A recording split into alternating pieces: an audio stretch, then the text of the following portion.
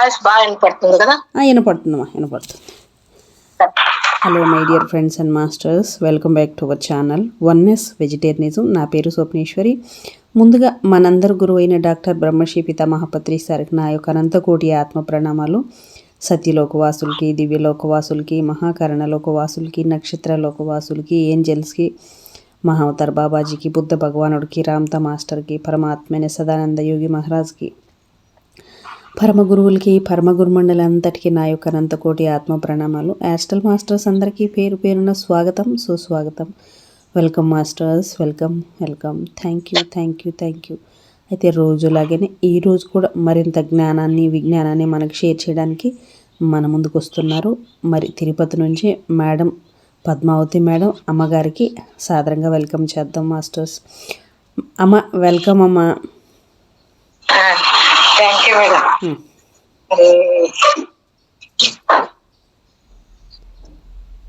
మరి బ్రహ్మఋషి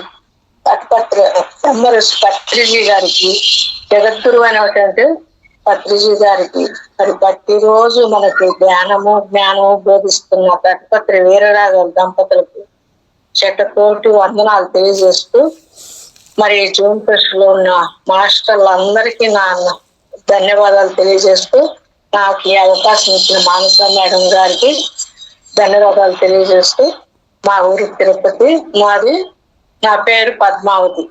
సరే, ఈ రోజు నేనేమి తీసుకున్న టాపిక్ అంటే ఈ జీవితం ఎందుకు అనేది తటపత్రి వీరరాగా రాసిన ఆ పుస్తకంలో చెప్తాను.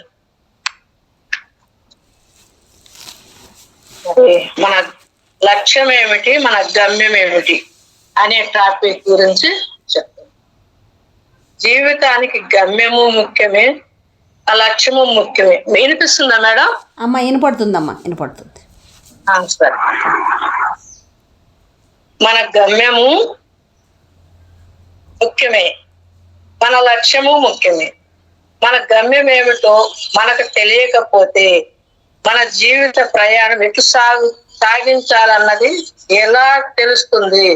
అలాగే మన ప్రయాణం ఎటు సాగిస్తుంది, ఎటు వెళుతుంది అనేది మనం తెలుసుకోవాలి. అన్నది ఎలా తెలుస్తుంది? అసలు మన దారి ఏది, ఎప్పుడు ఏ దారిలో ప్రయాణించుతున్నాము? సరైన దారిలో ప్రయాణించకపోతే చేసిన ప్రయాణం అంతా వ్యర్థమే కదా, శ్రమ అంతా వ్యర్థమే కదా. అందుచేత ముందు మన గమ్యం ఏమిటో తెలుసుకోవాలి. దీనికి సరైన మార్గదర్శకులకు అనుసరించాలి. గొర్రెల తన కాపరిని అనుసరించినట్లు జీవిత ప్రయాణం సాగించేవాడు కూడా మన కాపరిని, అంటే సరైన దారిలో నడచగలిగితే గురువును పట్టుకోవాలి. లేకపోతే వాటి బతుకు కాపరి లేని గొర్రెలనే ఉంటుంది. అంటే మనము ఇప్పుడు గురువు ఉంటే ఇది మంచి, ఇది చెడ్డ అని చెప్తాడు. ప్రాపంచికలో ఉండేది వేరే, ఆధ్యాత్మికలో ఉండేది వేరే. ఆ గురువు ఏం చెప్తాడు? ఇది మంచిది, సత్యాన్ని పట్టుకుంటే అంటాడు. మరి మనం ఏం చేస్తున్నాం? ముందు పూజలు చేస్తున్నాము, ఆ గుళ్ళకు పోయి ఆ పటాలు పూజలు చేస్తా అదే గొప్ప అనుకున్నాము. మరి గొర్రెలు లేని కాపరి అంటే గొర్రెలు ఇప్పుడు ఒక దిక్కు తోలుతాము, అది ఆ కాపరి ఉండి ఇక్కడ గడ్డి ఉంది తినేదానికని ఒక కట్టుబడి చేస్తే ఆ కట్టుబడిలో ఉంటుంది. వదిలేస్తే ఇంకా దానికి బందలు బయలేదు. అది గొర్రెలు లేని కాపరి అంటే మనం కూడా మరి ఒక గురువు ఉంటే ఆ గురువును పట్టుకొని మనం ఎదగలుగుతాం. మనకు ఆ జీవితం ఏందో, లక్ష్యం ఏందో, గమ్యం ఏదో తెలియకపోతే గొర్రెలు లేని కాపరి లాగే అని అంటారు. మరి కాపరి లేని గొర్రెలు, గమ్యము తెలియని బాటసారి లాంటిది.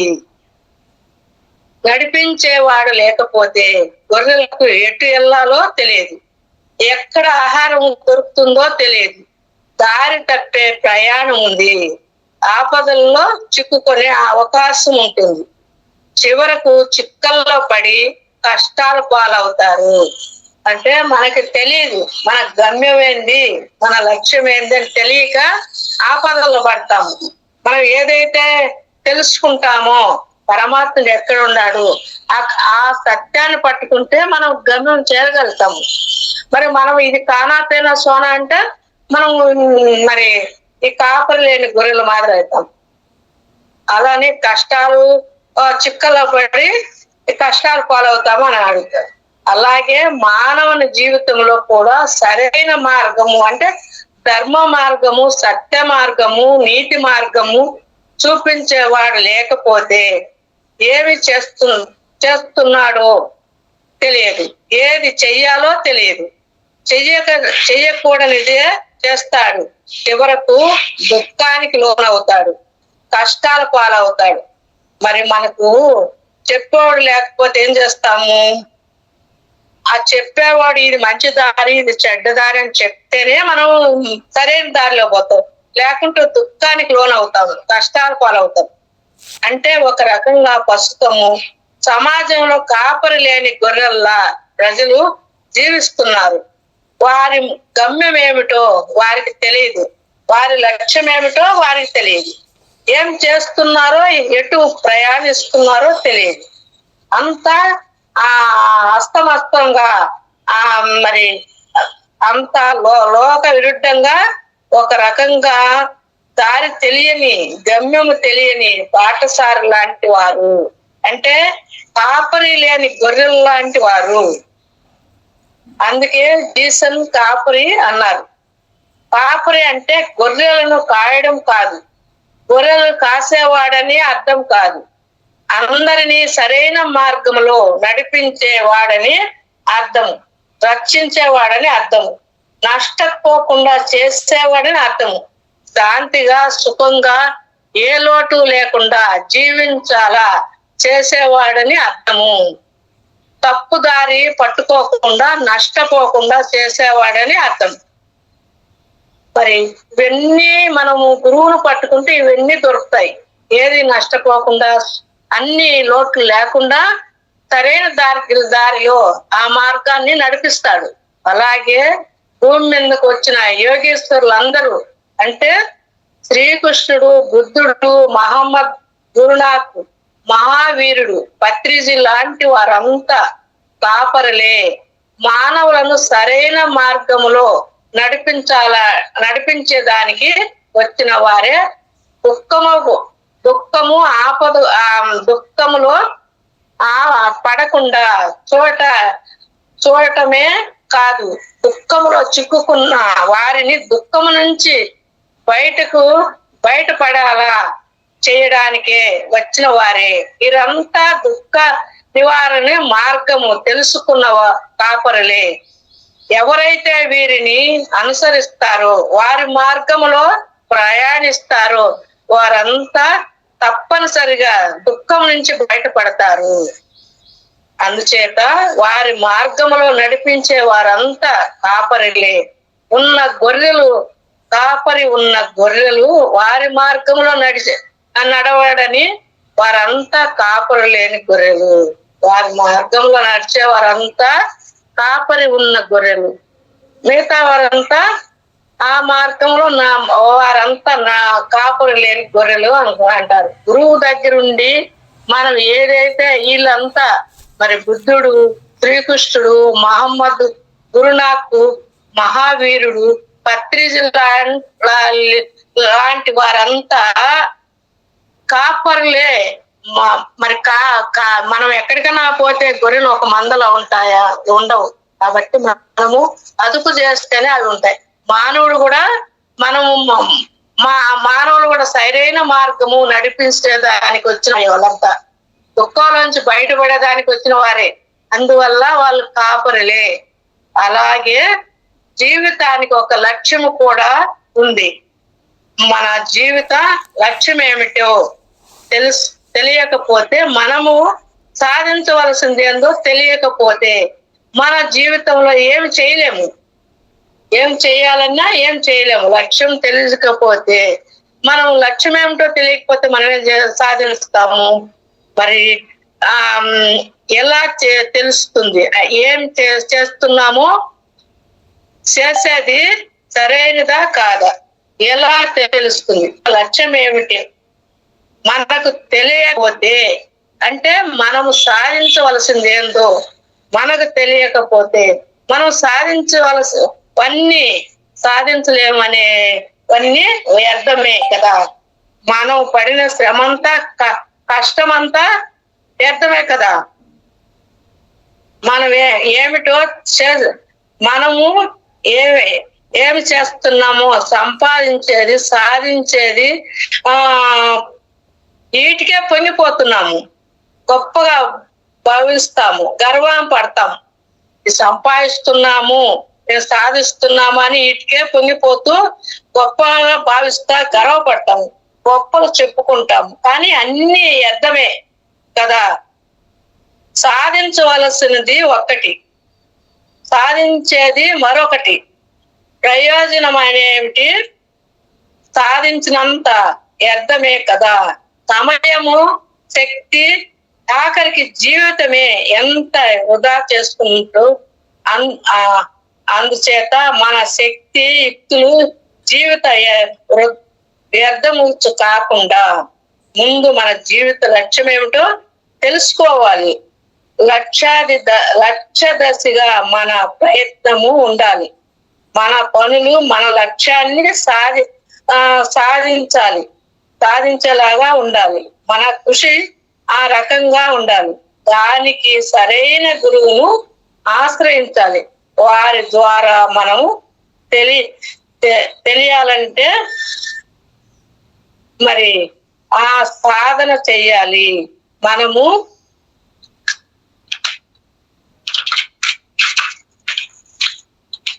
సమయాన్ని, శక్తిని, జీవితం దానికి మరి విశేషమైన కృషి చేయాలి. తద్వారా లక్ష్యాన్ని తేలికగా సాధించగలుగుతాము, జీవితాన్ని సద్వినియోగము చేసుకోగలుగుతాము. మరి మన లక్ష్యం తెలుసుకొని, మన జీవితం తెలుసుకొని, శక్తిని, జీవితము అంతా తెలుసుకునే విశేషమైన కృషి చేయాలి. తద్వారా లక్ష్యాన్ని తెలుసుకోగలుగుతాము, సాధించగలుగుతాము, జీవితాన్ని సద్వినియోగం చేసుకోగలుగుతామని చెప్తున్నారు. మరి జీవిత లక్ష్యము సాధించకుండా జీవిత గమ్యము చేరుకోలేము. జీవిత గమ్యము చేరుకోకపోతే మరలా భూమి మీదకు రావాలి అంటే జన్మలు తీసుకోవాలి. మరి చావడము, పుట్టడము, మరలా జీవితం తీసుకుంటానే ఉంటాము. మరి ఏం లాభము? మరి జీవిత ప్రయాణము అలాగే కొనసాగిస్తూ ఉండాలి. ఇలా ఎంత కాలము అంటే గమ్యము చేరేదాకా. మన జీవితము ఎంతకాలం అంటే మన గమ్యము, మనకు ఒక గమ్యం ఉంటుంది. ఆ గమ్యం చేరేదాకా సావడము, పుట్టడము ఈ రెండు ఉంటాయి. మరి మన జీవిత గమ్యం ఏమిటి? మన జీవిత లక్ష్యం ఏమిటి? గమ్యం అన్నది ప్రయాణానికి సంబంధించినది, లక్ష్యం అన్నది సాధించవలసినది. అందుచేత మనము ఆత్మ జీవిత ప్రయాణంలో చేరవలసిన గమ్యం ఏమిటి, మన ఆ జీవితంలో సాధించవలసిన ఏమిటి అన్నది తెలుసుకుందాం. భూమి మీదకు వస్తున్న మన ఆత్మ గమ్యము సత్యలోకము చేరడం. మనము భూమి మీదకి వస్తున్నాము, ఆత్మ వస్తుంది భూమి మీదకి. మరి మా గమ్యము సత్యలోకము చేరాలి. ఇప్పుడు భూమి మీదకి వస్తుంది, మళ్ళా చేరేది గమ్యం సత్యలోకానికి చేరాలి. ఆ గమ్యం అంటే సత్యలోకం. చేరేదాకా మనం మరలా భూమి మీదకి వస్తానే ఉంటాము. జీవిత ప్రయాణం సాగుతానే ఉంటుంది. మనం ఆ సత్యలోకానికి చేరేంత వరకు భూమి మీదకి మరలా వస్తానే ఉంటాము. జీవిత ప్రయాణం సాగుతానే ఉంటుంది. అలా వస్తూ పోతూ ఉంటే నష్టం ఏమిటి అనుకోవచ్చు. అందుకే శ్రీ ఆదిశంకరాచార్యులు వారు ఈ విధంగా చెప్పడం జరిగింది. పునరతి జననం, పునరతి మరణం, పునరతి జనని జఠరే జయను, ఇహలోక సరే సంసారే బహు దుర్బహరే, కృపయా పారే పాహి మురారే అని మరి శ్లోకం చెప్తారు. తాత్పర్యం అంటే మళ్ళీ మళ్ళీ పుట్టడము, మళ్ళీ మళ్ళీ చావడము, మళ్ళీ మళ్ళీ తల్లి గర్భంలో పడడము, ఈ విధమైన చావు పుట్టుకల సంసార కడు దుర్భంగా ఉంది. దయ స్వరూపుడైన వాడ నన్ను కృపతో రక్షించి కాపాడు అని పై శ్లోకంలో చెప్పబడింది.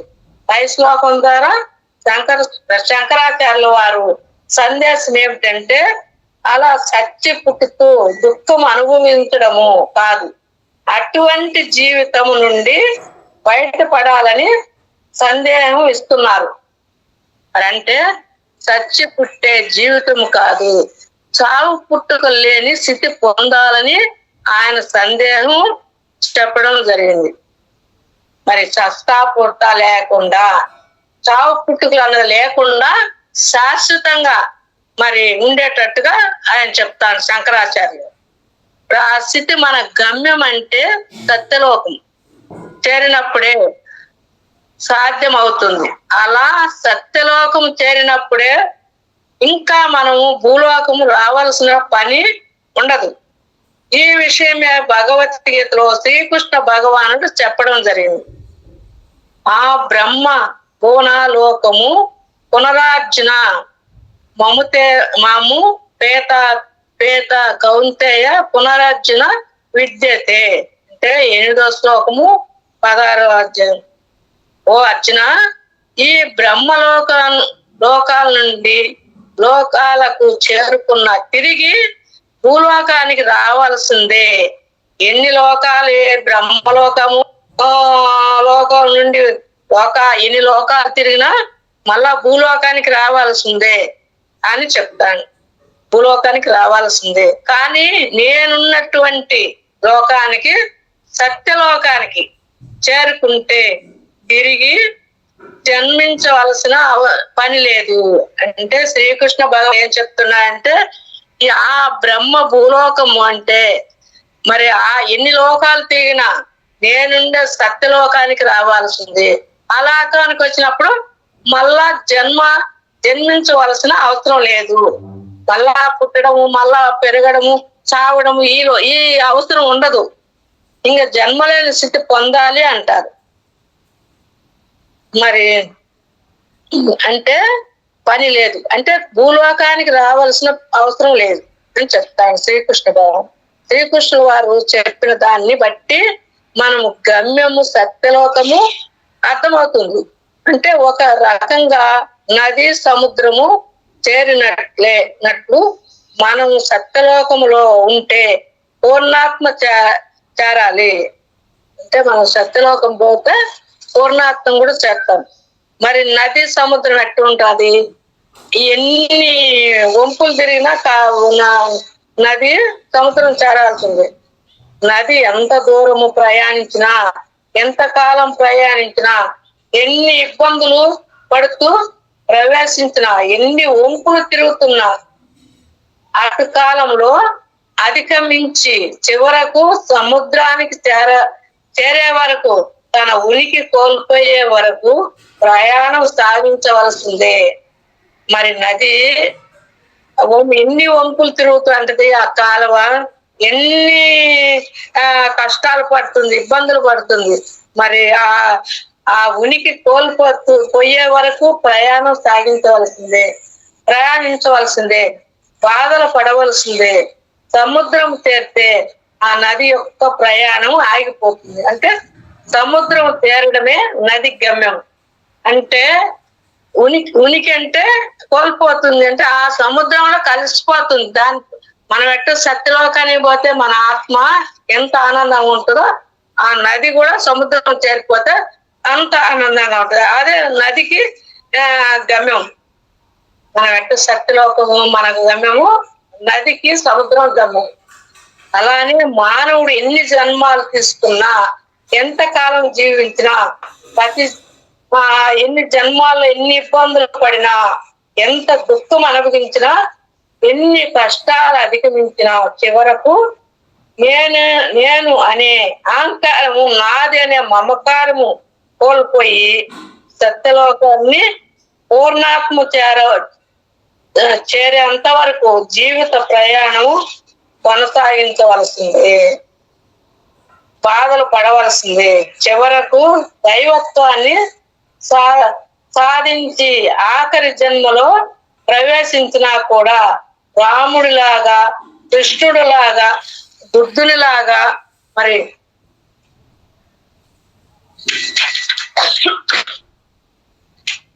బుద్ధునిలాగా, జీసస్ లాగా మరి బాధలు పడవలసిందే. వీళ్ళంతా కృష్ణుడు గాని, రాముడు గాని, మరి బుద్ధుడు గాని, వీళ్ళంతా జీసస్ గాని, వీళ్ళంతా కష్టాలు పడే ఇవన్నీ తప్పించుకొని ఈ సత్యలోకానికి చేరుకున్నారు. నది తన ఉనికి కోల్పోయినట్లే మానవుడు కూడా జీవిత ప్రయాణంలో తన ఉనికి కోల్పోవాలి. అంటే నేను నాది అన్నవి కోల్పోవాలి. ఇదంతా నాది, నా వాళ్ళు, నేను సంపాదించినాను, నా భార్య, నా బిడ్డలు అనేది కోల్పోవాలి. నాది నీది అనేది అహంకారం కోల్పోవాలి. దానికి ధ్యానం చేయాలి. ఇవన్నీ కోల్పోయినప్పుడు ధ్యానం చేయాలని మనసు ఉంటుంది. అప్పుడు మన మనసు అనేది కోతి లాంటిది. ఈ మనసును కట్టేయాలంటే శ్వాస మీద ధ్యాస పెట్టి ధ్యానం చేయాలి. అప్పుడే చంచలమైన మనసు నిశ్చలం అవుతుంది. నిశ్చలమైన మనసు నిర్మలం అవుతుంది. నిర్మలమైన మనసు శుద్ధ శాస్త్రం అవుతుంది. శుద్ధ శాస్త్రం అయినప్పుడు బుద్ధి వికసిస్తుంది. బుద్ధి వికసించినప్పుడు మరి విశేషణ జ్ఞానం వస్తుంది. విశేషణ జ్ఞానం వచ్చినప్పుడు అప్పుడు ఎలా మాట్లాడాలి, ఎవరితో ఎలా మాట్లాడాలి, ఏం చేయాలి, మరి మనం సాధన చేసి సత్యలోకానికి పోవాలి. గంటలు గంటలు చేయాలి. ఇప్పుడు చూడు తటపత్రి వీర్రాలు ఏం చేస్తున్నాడు, 4 గంటలకంతా కూర్చొని ఎవరు ముందు కూర్చుంటున్నారు, ఎవరు వెనక కూర్చుంటున్నారు క్లాసులో మళ్ళా చెప్తాడు పొద్దున. మరి అంత కష్టపడి ఆయన కాపాడుతా ఉన్నాడు. మాస్టర్లుగా ఎదగాలి అని అంత కండిషన్ చేస్తా ఉన్నాడు. అప్పుడు ఆయన లైట్ వేసుకొని ఈడి ఆన్ చేసుకుని కూర్చోమంటాడు. ఎవరు అన్ని గంటలకు కూర్చొని కూడా గుర్తు పెట్టుకుంటాడు. మరి 4 నుంచి 6:30 వరకు సాధన చేసినప్పుడు ఆ పరమాత్మతో ఉంటే మనం ఎంతో ఆనందం పొందుతాం. ఇంకా దేంట్లో ఆనందం ఉండదు. మరి అందుకనే సత్యమైన దాన్ని పట్టుకోవాలా. ఇది సత్యమైంది, నిత్యమైంది, ఎల్లప్పుడు ఉండేది, మార్పు చెందనిది, మారనిది. అందుకని మనలోనే ఆ పరమాత్మ ఉన్నాడు, ఎక్కడా ఎత్తకబడలేదు అంటారు. నేను కూడా తెలియనప్పుడు అన్ని గుళ్ళకు పోయినాను, అన్ని వ్రతాలు, ఒక్క పొద్దులు, ఉపవాసాలు చేసినాను. అన్ని ఒక స్టెప్ బై ఒక స్టెప్, ఒక్కొక్కటి ఏది చేసినా మరి గాయత్రి పూజలు చేసినాను, మరి ఇది యజ్ఞాలు, యోగాలు చేసినా, మరి ఉపవాసాలు ఉన్నాను, అన్ని ఉన్నాను. ఇది కాదు, ఏదో ఇంకొకటి ఉందని అంతరాత్మ ఒప్పుకోలే. మరి ధ్యానం చేసిన తర్వాత అప్పుడు ఈ అంతరాత్మ మనకు చిన్నతి పడింది. ఎందుకంటే మనం ఏదైతే అనుకుంటామో అది సాధించేంత వరకు మన అంతరాత్మ ఒప్పుకోదు. చూడండి, నదిలా ఉంటే ఒక అవకాశం ఉంటుంది, దానికి ఒక పేరు కూడా ఉంటుంది. సముద్రానికి చేరగానే, అంటే గమ్యం చేరగానే నామరూపాలు కోల్పోతుంది. నది అని ఒక పేరు ఉంటుంది, సముద్రం అని ఒక పేరు ఉంటుంది. ఈ నది పోయి సముద్రంలో చేస్తే మరి అది ఏమైతుంది, ఆ పేరు అన్నది కోల్పోతుంది, సముద్రంలోకి చేరిపోయింది. మరొక ఉదాహరణకు చూద్దాం. మరి సద్గృహం అంటే ఎవరైనా తనకు సద్గృహం వీడి ఎక్కడికి వెళ్ళినా సుఖశాంతులు పొందలేరు. కానీ తన స్వగృహం చేరగానే సుఖశాంతులు పొందగలరు. మరి మనము ఏ ఊరికన్నా పోతే వాళ్ళు ఎంతో మర్యాద చేస్తారు. ఎందుకంటే వాళ్ళు అన్ని చేసినా కూడా పరిపేసి పట్టి మనుషులు వేసినా అన్ని చేస్తారు. కానీ మన ఇంట్లో ఉన్నంత సుఖం ఉండదు. మనం ఎప్పుడెప్పుడు మన ఇల్లు చేరాలా, ఎప్పుడెప్పుడు మన గమ్యం చేరాలా అని ఉంటది. అలాగే ఆత్మ తన స్వగ్రహమైన సత్యలోకానికి పూర్ణాత్మను వీడి ఏ లోకం చేరినా శాశ్వత శాంతి పొందలేదు. మరి అలానే ఆత్మ ఆ సత్యలోకం చేరితేనే ఆత్మ శాంతిస్తుంది, శాశ్వతంగా శాంతి పొందగలదు. మరి మనం ఎట్లా అయితే మనం చుట్టాలు కరిగిపోతే వాళ్ళు ఎన్ని మర్యాదలు చేసినా మన ఇంటికి వెళ్ళాలనే ఉంటది. మరి వాళ్ళు ఎన్నో చేస్తారు మనకన్నా, ఇంకా మంచి కూరలు అన్నం భోజనాలు చేసినా కూడా మన ఇంటికి కూరంత ఆనందం ఉండదు. అంటే ఏడుండే ఫ్రీ అక్కడ దొరకదు. అందువల్ల అప్పుడు మన ఆత్మ కూడా ఎక్కడ ఉన్నా కూడా సత్యలోకాన్ని చేర్చే దాని గమ్యం అది ఆత్మకు. ఆ శ్రీకృష్ణ పరమాత్ముడు ఉండే లోకం. మరి మనకి 7 లోకాలు ఉన్నాయి. 7 లోకాలు అంటే భూలోకము, భువర్లోకము, సువర్లోకము. మరి ఆ 3 నేర్చుకునేటి. మరి మా ఈ జనాలోకం అంటే కౌన్సిలింగ్ చేసేది, ఎవరిని ఏ లోకాన్ని పంపించాలా, వాళ్ళ ఎంతవరకు వాళ్ళ కెపాసిటీ. మరి పైన 3 లోకాలు ఏంటి అంటే తపోలోకము, మహాలోకము, సత్యలోకం. అవి నేర్పించే లోకాలు. అంటే అవి ఆ సత్యలోకం అంటే ఆ శ్రీకృష్ణ భగవానుడు ఉండే లోకం. ఆ లోకానికి పోతేనే ఆత్మకు శాశ్వతమైన శాంతి వస్తుంది.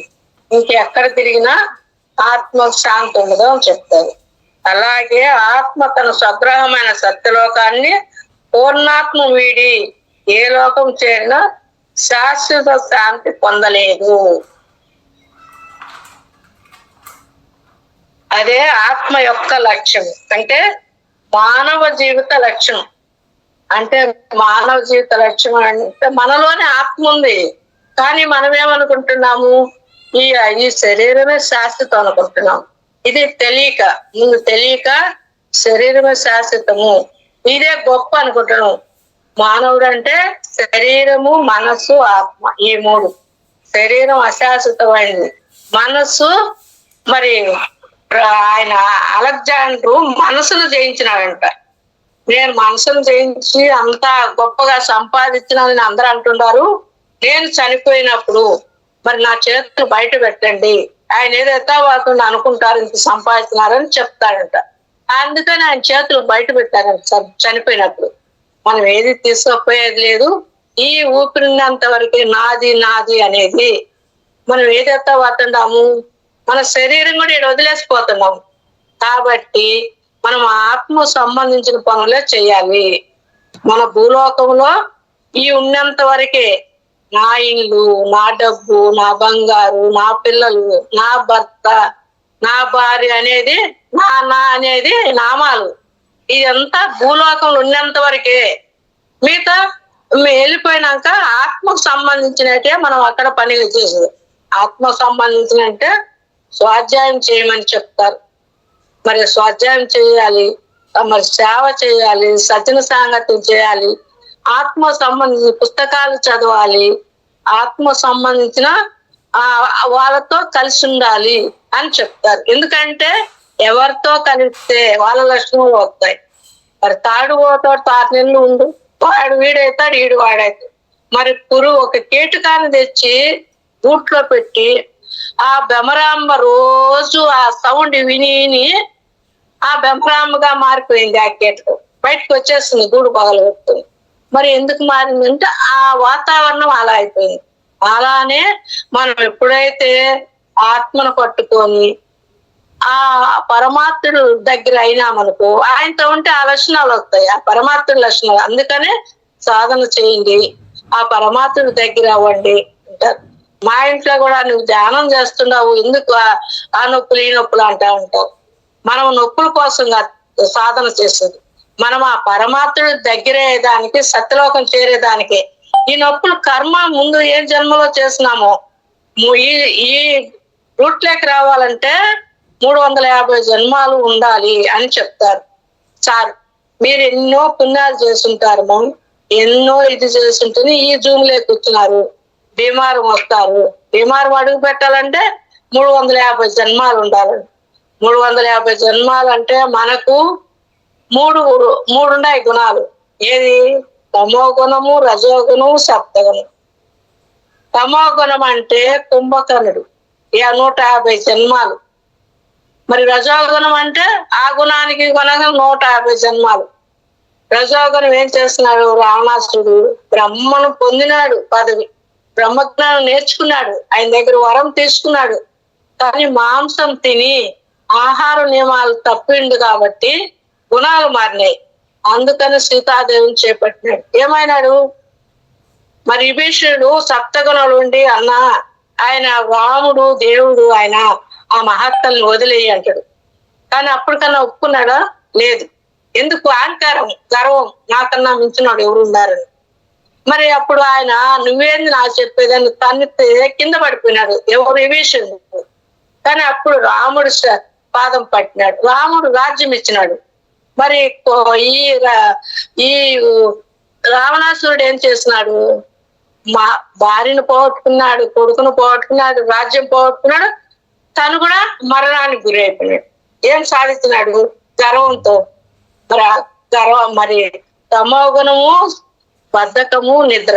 మరి రజోగుణం అహంకారం, నాకన్నా ఎవరు అని దంభము. మరి ఇది ఆ అహంకారంతో అట్ట ఉంటారు. నాకన్నా మించిన వాళ్ళు ఎవరుండరు, నేనే గొప్ప, నేనే పదవి, నాకన్నా ఎవరుండారని అహంకారం. సప్తగుణం ఉంటే శాంతంగా నేను సాధన చేసుకోవాలా, నేను ఆ పరమాత్మకు దగ్గర అవ్వాలని సప్తగుణం ఉంటుంది. ఇంకా నిర్గుణం అంటే రాముడు మాదిర నిర్గుణం ఉంటాము. మరి అలా మనం చేయాల్సింది సాధన చెయ్యాలా. మరి ఆ గురువు ఏది చెప్తాడు అది వినాలా. అందుకనే ప్రతి ఒక్కరిని భీమారం రమ్మంటారు. ఎందుకంటే భీమారం పోతే అక్కడ సాధన, అవి వినడము, క్లాసు, తినడము, ఆ మూడే. మళ్ళా సాధన చేయాల్సింది. 1 గంట క్లాస్ చెప్తే 3 గంటలు సాధన చేయాలి. అందుకని అక్కడ సాధన ఎక్కువ కూరుతుంది. కాబట్టి మనం ఇక్కడ వండుకొని తిన్న ఎప్పుడో ఒకసారి చేస్తాము, పొద్దున్న చేస్తాం, మళ్ళీ ఆ జూమ్ లో పుషప్ చేస్తాం. అక్కడ అంత సాధన కుదరదు, అక్కడ అంత ఎనర్జీ ఉండదు. కాబట్టి అందుకని భీమారం పోయిన వాళ్ళంతా ఎంతో ఎదిగినారు. నేను కూడా ఎన్నో నేర్చుకున్నాను. ఎందుకంటే ఇది ఇల్లే గొప్ప, ఈ పూజలే గొప్ప, ఇదే పదవి అనుకున్నాను అప్పట్లో. ధ్యానం తెలియక కానీ తెలిసినాక ఇది ఆనందము, ఆ అనంత కోటి ఆనందము కలుగుతుంది.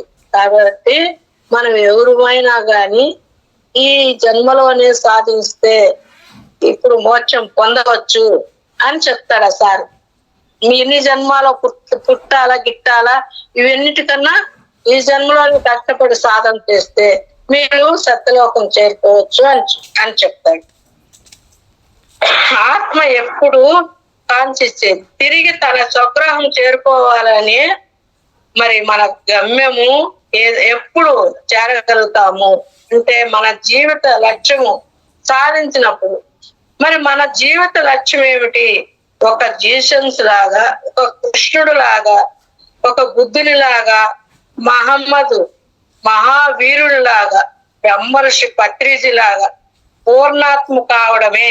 అప్పుడే మనము వారిలాగా సత్యలోకానికి చేరుకోగలుగుతాం. మరి వీళ్ళంతా ఎట్ట చేరుకున్నారు? ఒక బుద్ధుడు గాని, ఒక జీసస్ గాని, మరి మహమ్మద్ లాగా, మరి మహావీరుడు లాగా, బ్రహ్మర్షి పత్రిజీ లాగా, మరి వీళ్ళంతా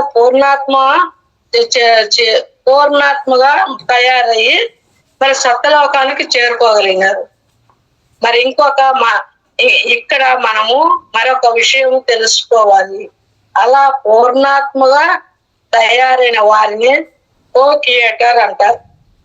వారు తమ నుంచి కొన్ని అంశాలను సృష్టించి, ఈ అంశాలంటే అంశాత్మలు ఒక జీవుడిలో అంటే శరీరంలో ప్రవేశపెడతారు. అలా శరీరంలో ప్రవేశపెట్టబడిన అంశాత్మనే జీవాత్మ లేక జీవుడు అంటారు. అంశాత్మ అన్న లేక జీవుడు అని అంటారు. మరి అదే మనం ఆ ఒక శరీరంలో పెట్టినప్పుడు ఆ జీవుడే అంశాత్మ అవుతాడు. అప్పుడు దాని పేరు అంశాత్మ అంటారు. ఈ జీవుడికి ఆ పూర్ణాత్మకు ఒక లక్ష్యం నిర్దేశిస్తుంది. ఈ జీవుడికి ఆ పూర్ణాత్మ ఒక లక్ష్యం నిర్దేశిస్తుంది. నువ్వు కూడా అలాగా నా స్థాయికి ఎదగాలి అంటే పూర్ణాత్మ కావాలి. అలా పూర్ణాత్మ ఎదిగే దాకా నువ్వు జన్మాలు తీసుకుంటూనే ఉంటావు. అంటే నా స్థాయికి చేరాలంటే నువ్వు జన్మాలు తీసుకొని పూర్ణాత్మగా కావాలి. అలా పూర్ణాత్మ ఎదిగేదాకా నువ్వు జన్మాలు తీసుకుంటూనే ఉంటావు. నా స్థాయి అంటే పూర్ణాత్మ ఎదిగిన తరువాత నన్ను చేరుకుంటావు. పూర్ణాత్మగా ఎదిగినాక నన్ను చేరుకుంటావు అంటే నేనుండే సత్యలోకానికి చేరుకుంటావు. అప్పుడు ఇంకా జన్మాలు తీసుకోవాల్సిన అవసరం ఉండదు. మళ్ళీ నీ జన్మాలు పుట్టేది సచ్చేది ఈ కష్టాలు సుఖాలు అవన్నీ ఉండవు. జన్మ తీసుకునేది ఉండదు. ఈ పూర్ణాత్మ చేరినాక సత్యలోకానికి పోవచ్చు. అప్పుడు జన్మాలు తీసుకునేది ఉండదు, అవసరం ఉండదు అని జీవుడికి లక్ష్యాన్ని నిర్దేశిస్తుంది. ఆ జీవుడికి లక్ష్యం నిర్దేశిస్తుంది. ఇక్కడ ఒక విషయము గుర్తుంచుకోవాలి. తల్లి ఎంతమంది బిడ్డల్ని కన్నా తల్లి తల్లిలాగే ఉంటుంది, ఏ మాత్రము తరిగిపోదు. తల్లి ఎంతమంది బిడ్డల కన్నా తల్లిలాగానే ఉంటుంది కానీ ఏ మాత్రం తరిగిపోదు. అలాగే పూర్ణాత్మ నుండి ఎన్ని అంశాలు విడివడినా పూర్ణాత్మగానే ఉంటుంది, ఏమి తరగదు. ఒక రకంగా పూర్ణాత్మ అంశాత్మ రెండు ఒకటే. పూర్ణాత్మ అన్నా అంశాత్మ అన్నా రెండు ఒకటే. మరి అందుకే దశావతారాల్లో అంటే శ్రీరాముడు, శ్రీకృష్ణుడు, బుద్ధుడు గాని విష్ణుమూర్తి యొక్క అంశాలని చెప్పుకుంటాము, అంటే విష్ణుమూర్తిగా చెప్పుకుంటాము. అలాగే షిరిడీ బాబాను శివుణ్ణి అంశగా చెప్తారు. బాబాయే శివుడని కూడా అంటారు. మరి వీళ్ళంతా విష్ణుమూర్తి అంశాలని చెప్పుకుంటాము, అంటే విష్ణుమూర్తిగానే అలాగే షిరిడీ బాబాను కూడా శివుడని అంశగా చెప్పుకోబడింది. బాబాయే శివుడని కూడా అంటారు. మరి అలాగే తల్లి నుండి జన్మించి బిడ్డ మరలా తాను తల్లిగా ఎదిగి తాను కూడా బిడ్డలను ఎలా కంటుందో అలాగే పూర్ణాత్మైన ఆత్మ నుండి విడివడిన అంశ విద్య చేత అంటే జ్ఞానము చేత తాను ఒక పూర్ణాత్మగా ఎదుగుతుంది. అంటే ఇప్పుడు మా అమ్మ నన్ను కన్నది, నేను మా బిడ్డలు కన్నాను, వాళ్ళు వాళ్ళ బిడ్డలు కన్నాను. అట్లా అలా కంటూ పోతే ఆ పూర్ణాత్మగా ఎదుగుతారు. వాళ్ళు కోకేటర్ అంటారు. అలాగే తల్లి నుండి చిన్న జన్మించిన బిడ్డ మరలా తాను తల్లిగా ఎదిగి తాను కూడా బిడ్డలను ఎలా కంటుందో అలాగే పూర్ణమైన ఆత్మ నుండి విడివైన అంశ విద్య చేత అంటే జ్ఞానము చేత తాను కూడా పూర్ణాత్మగా ఎదుగుతుంది. తన జీవిత లక్ష్యము సాధిస్తుంది. మరలా తాను కూడా పూర్ణాత్మ పాత్రను పోషిస్తుంది. అంటే మరలా తాను కూడా అంశాలను సృష్టిస్తుంది. ఈ విషయమే ఈశావాస ఉపనిషత్తులో చెప్పబడింది.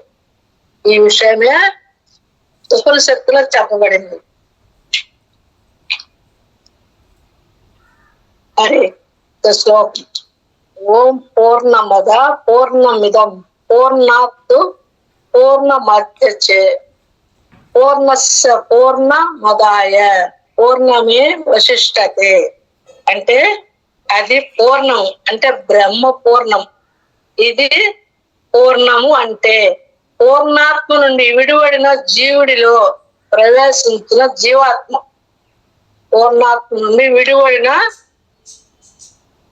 ఈ విడివడి జీవుడిలో ప్రవేశించిన జీవాత్మ అంటారు. అంటే జీవాత్మ కూడా పూర్ణాత్మే.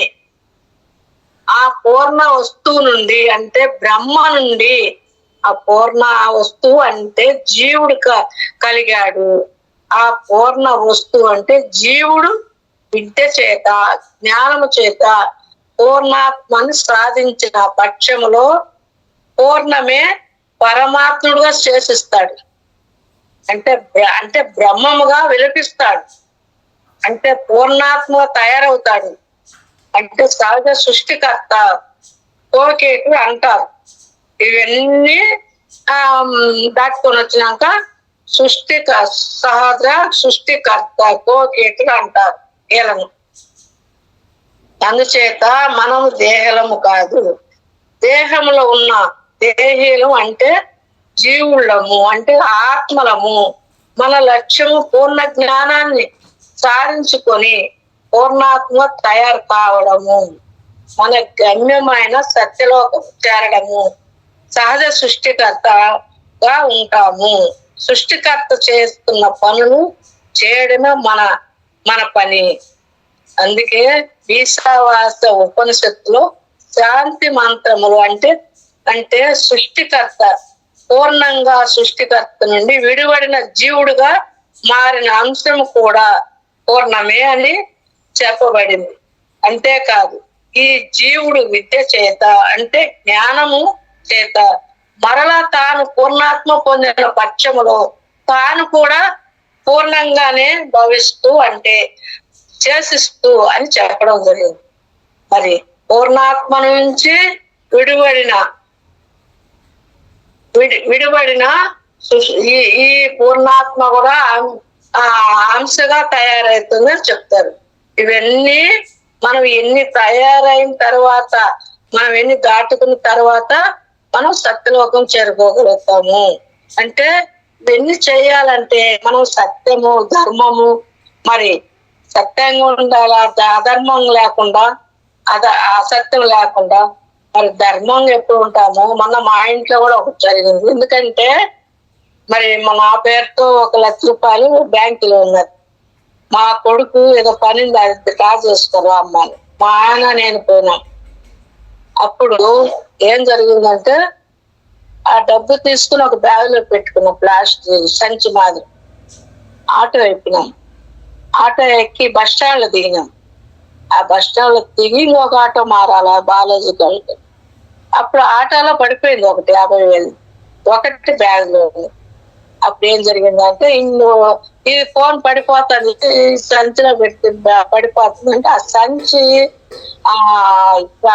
ఫోన్ బరువుకు పడిపోయింది, బొరక పడిపోయింది. ఆ బొరకలో నుంచి ఆ డబ్బు పడిపోయింది. అది నేను చూసుకోవాలి. మళ్ళీ ఫోన్ పడిన తర్వాత చూసుకున్నా, ఎందుకు ఫోన్ పడిపోయింది, డబ్బు కూడా పడిపోయింది అని అప్పుడు చూసుకున్న తర్వాత డబ్బు ఒక్కటే ఉంది. మళ్ళీ ఏం చేస్తుందంటే వాళ్ళ పిల్లలకు తెలియకుండా ఈయన దగ్గర డబ్బు ఇంట్లో పెట్టుకో ఉంటాడు, ఎప్పుడైనా అవసరం వస్తుంది. అప్పుడు ఆ ఇంటికి పోయి ఆ 50,000 తీసుకొని మా బాబు కడిగిపోయినాం. ఆడ అగ్రిమెంట్ రాస్తా ఉన్నారు, ఇంక రాని. అప్పుడు మా లేట్ అంటే లేదులే ఆడ లేట్ అయింది అని చెప్పలే. మళ్ళా మా చిన్న పాప చెప్పిన ఇటు జరిగింది మా, ఎవరు చెప్పలేదని. మనం అప్పుడే పోయింటే కొంతమంది వేరే వాళ్ళని పట్టుకొని చూస్తారు కొద్దిసేపు అన్నా. మేము ఈ తొందరతో బాబు రాండి అంటుంటే వెళ్ళిపోయినాము అనుకోవాలి. మళ్ళీ ఆ మేనేజర్ తెలుసు, మా బాబుకు మాకు తెలుసు. అప్పుడు ఆయనతో మాట్లాడింది, ఇట్లా జరిగింది సార్, ఎక్కడ పడిపోయిందంటే బ్యాంకులో పెడితే మరి అది కెమెరా ఉంటుంది, మా సిటీ కెమెరాలు చూస్తాం రండి అన్నారు. మళ్ళీ మేము పోయినాము. బయట కెమెరాలు ఉంటే అడిగినాం, ఆ కెమెరాలు షార్ట్ అయ్యి కనిపించలే. వాళ్ళు ఏం చెప్తున్నారంటే ఆయన మా పిల్లలకు చెప్పలేదు సార్ అంటే, ఏం మా కొడుకు చెప్తే ఏదన్నా కేసు పెడతాడు లేదా కెమెరాలో చూస్తాడు, కొడుకే కదా అది చెప్పాను. అప్పుడు మా బాబు ఫోన్ చేస్తే వచ్చినాం. అప్పుడు ఆ సిటీ కెమెరాలో మేనేజర్ మా బాబు చూస్తే ఆ డబ్బు తీసుకుంది, సంచులు వేసుకుంది. ఆయన తెలిసిన ఆయన మా ఈదిలో ఉన్నాడు. ఆయన మా దగ్గరికి వచ్చి బాయ్ చెప్పి పోయినాడు, మేము ఇటు వచ్చేసుకున్నాం. అది ఎన్ని కనిపిస్తుంది కానీ బ్యాంకులో పడలేదు మా, డబ్బు ఎక్కడ దారిలో పడిపోయింది అని చెప్పినాడు. వచ్చేసినాం. సరేలే మనకు ప్రాప్తం ఉంటే వస్తా లేదంటలేదు. నేను అప్పుడు చెల్లించలేదు పోయిందని. మళ్ళీ 2 గంటలకు సాయంత్రం అంటే శనివారం మేము జరిగింది. బ్యాంకు శనివారం మధ్యాహ్నం వరకు ఎదురుండేది. ఆ మధ్యాహ్నం వరకు ఉంటే మళ్ళీ ఆదివారం లేదు, సోమవారం పోయినాం. అలా ఆయన ఏం చేస్తున్నాడు, ఆటో ఆయన 2 గంటలకు ఇక్కడ బ్యాంకులో మేము ఎదురుగా ఎక్కినాం, ఆడే బ్యాంక్ ఎదురు ఆటోలు. అప్పుడు ఆయన ఇక్కడ ఎవరో బ్యాంకులో ఒక ఆమె ఎక్కింది, డబ్బు తీసుకొని నా ఆటోలో పడిపోయింది, ఇది ఆమెకి ఇచ్చేయండి అని బ్యాంక్ మేనేజర్ కి 2 గంటలకు వచ్చి శనివారం పోయింది, సోమవారం 2 గంటలకు వచ్చి ఆ మేనేజర్ చేతికి ఇచ్చినాడు 50,000. మళ్ళీ మా బాబు ఫోన్ చేసినాడు ఆ మేనేజర్, మా అబ్బాయికి పెట్టేసినాడు. మరి సత్యాన్ని పట్టుకుంటే మరి మంచి జరిగిందా చెడ్డ జరిగిందా? ఎవరైనా 50,000 ఆటో ఆయన దొరికిస్తారా? ఈరు కదా. ఎందుకు 10,000 దొరికినా కూడా ఈరు. అది నేను ఆయన దగ్గర ఉంటే నేను 5 కానీ 10,000 ఇచ్చి ఆయనకి ఎంతో కృతజ్ఞత చెప్తుంది. కానీ నాకు తెలియదు ఆయన అడ్రస్. ఆయన మేనేజర్కి ఇచ్చేసిపోయినాడు, ఆ మేనేజర్ ఫోన్ చేసినాడు. కానీ మరి సత్యం అంటారా లేదా? మనం సత్యంలో ఉంటే మనకు మన డబ్బు మనకు వచ్చింది చూడు, నేను అప్పుడు చెల్లించలేదు, వచ్చిందని పోనిపోలేదు. సమతుల్యంగా ఉండాలి మనకు, మనదైతే వస్తుంది లేకుంటే లేదు. దీన్ని బట్టి మనము ఈ సత్యాన్ని పట్టుకుంటే ఎప్పుడైనా మనకు ఆనందమే ఉంటుంది అని తెలుసుకున్నాను. సత్యంలో ఉంటే ఆ పరమాత్ముడు పంపించినాడు. లేకపోతే ఆటో తోలకుండా ఆయన 3 రోజులు ఇంట్లో పెట్టుకొని తెచ్చిచ్చినాడు అంటే ఆ భగవంతుడే కదా పంపించినాడు. వీళ్ళు ఆ ఇబ్బంది పడతారని, లేదంటే తెస్తాడు ఆయన. ఆయనకేమన్నా మనం ఏమన్నా ఇచ్చినామా? దొరికింది వాడుకుందాం అనుకుంటారు. మరి ఆ భగవంతుడే పంపించినాడా లేదా? అది ఆ సత్యంలో తెలుసుకోవాలి మనం. ఇది మనం సత్యం, ఆ పరమాత్మని పట్టుకోవడం మనకి ఏ ఇబ్బంది లేకుండా చేస్తున్నాడని తెలుసుకోవాలి. మరి మన జీవితానికి ఒక విద్య అంటే జ్ఞానం ఎలా లభిస్తుంది? ఈ విషయమే పూర్ణాత్మ స్థితికి ఎదిగిన బ్రహ్మ ఋషులు అయిన వశిష్ఠుల వారు, శంకరాచార్యులు వారు లాంటి వారు చెప్పడం జరిగింది. వారు ఏం చెప్పారంటే, ఎవరైతే 1 ధ్యాన సాధన, 2 స్వాధ్యాయం, 3 సజ్జన సాంగత్యం, పుస్తకాలు చదవడం, మరి సజ్జన సాంగత్యము, ఆత్మజ్ఞాన బోధలు వినడము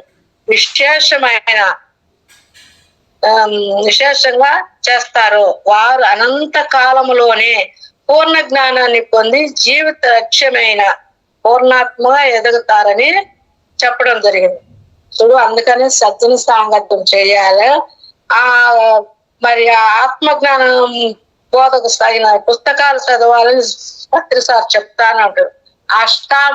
అష్టావక్ర మహాముని ఏం చెప్పాడంటే, సజ్జన సాంగత్యము 3 లోకాలకన్నిటికన్నా గొప్పది అని చెప్తాడు. మరి అంత గొప్పది సజ్జన సాంగత్యం. మరి ఈ విషయమే మనం బ్రహ్మర్షి పత్రిజీ కూడా చెప్తూ ఉంటాడు. అందుచేత మన జీవిత లక్ష్యము తానా పేరున సోనా కాదు.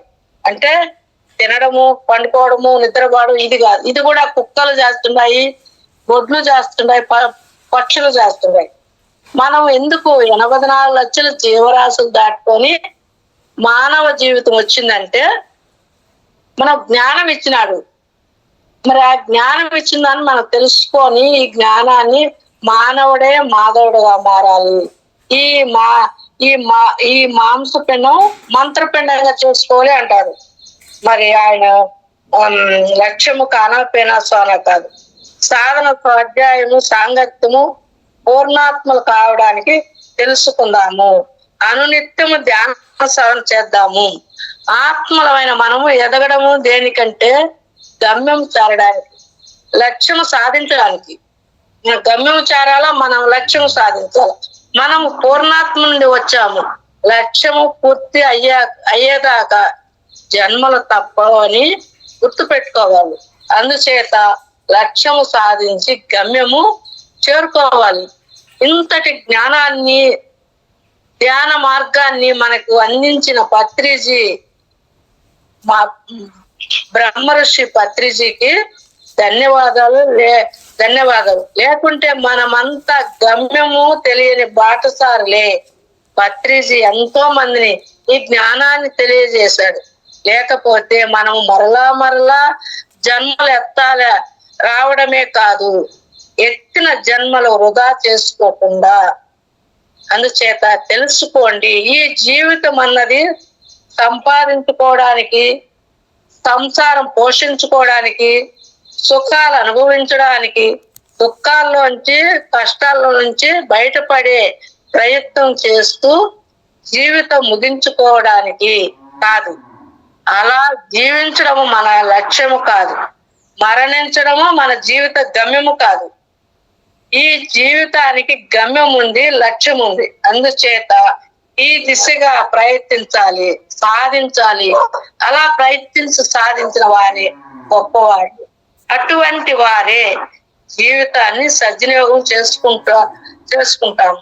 ఇదంతా ఇంకా బాగా అర్థం కావాలి అంటే ఆధ్యాత్మిక తీరత్నాలైన 1 ధ్యాన సాధన, 2 జ్ఞానుల పుస్తకాలు స్వాధ్యాయం చేయడము, 3 జ్ఞానులతో సత్సంగం చేయడం చెయ్యాలి. పత్రిజీ మార్గంలో నడవాలి. మరి ఈ అవకాశం ఇచ్చిన మానస మేడానికి ధన్యవాదాలు తెలియజేస్తూ thank you madam. Thank you అమ్మా. థ్యాంక్ యూ సో మచ్ అమ్మా. మీకు నా యొక్క హృదయపూర్వకమైన కృతజ్ఞతలు.